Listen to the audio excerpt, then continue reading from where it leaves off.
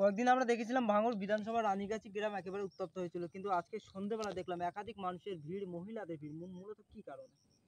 গত রাত্রে এখানে একটা ঘটনা ঘটেছে।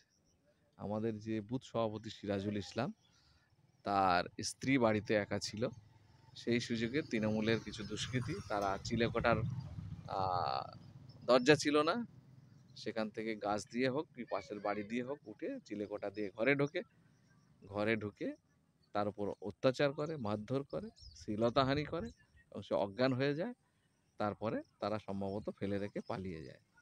সেইটা নিয়ে খোঁজ খবর নেওয়ার জন্য আমাদের ল সেলের লোকজন আজকে হাইকোর্ট থেকে এসেছিল।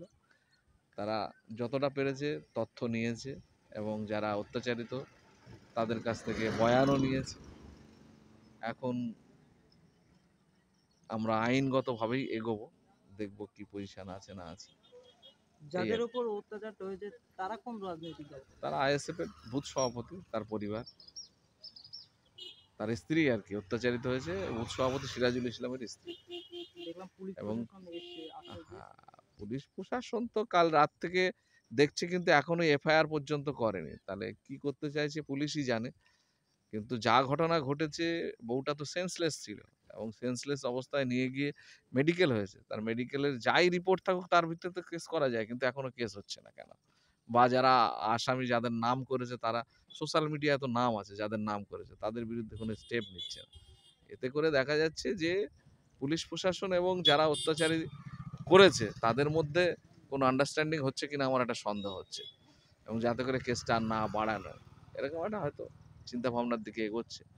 আর এই পরিবার একটু আতঙ্কিত হচ্ছে, ভয় পাচ্ছে, যার কারণে এরাও একটু এদেরকে ভয় দেখানো হয়েছে শাসক দলের পক্ষ থেকে এবং মানে পুলিশের পক্ষ থেকে, যে তোমরা যদি বেশি কিছু লাফালাফি করো তোমাদের উল্টো কেস ফেস হতে পারে, এরকম একটা ভয় দেখিয়ে এদেরকেও দমিয়ে দেওয়ার চেষ্টা করছে। পুলিশের তরফ থেকে রিপোর্ট আসছে যে এটা সত্য কি না মিথ্যে আমরা আগে তদন্ত করব, তারপর এফআইআর করব।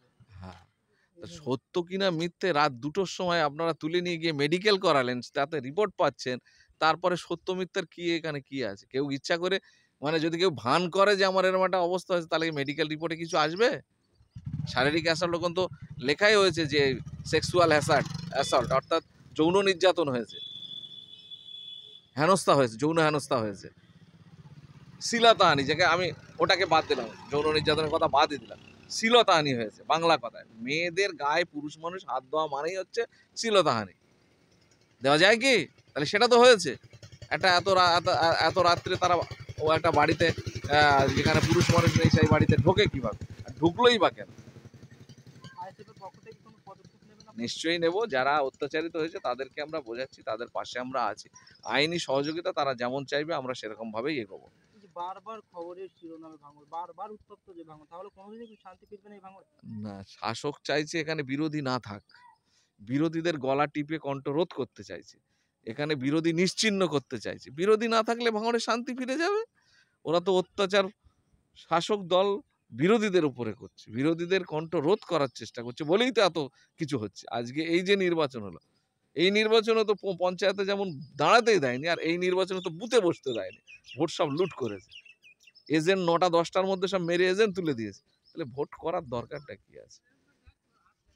প্রকৃতপক্ষে অন্যায় কারা করছে সেটা তো সোশ্যাল মিডিয়ায় তো পরিষ্কার হচ্ছে, আর প্রশাসনও জানে, কিন্তু জেনে শুনে করছে।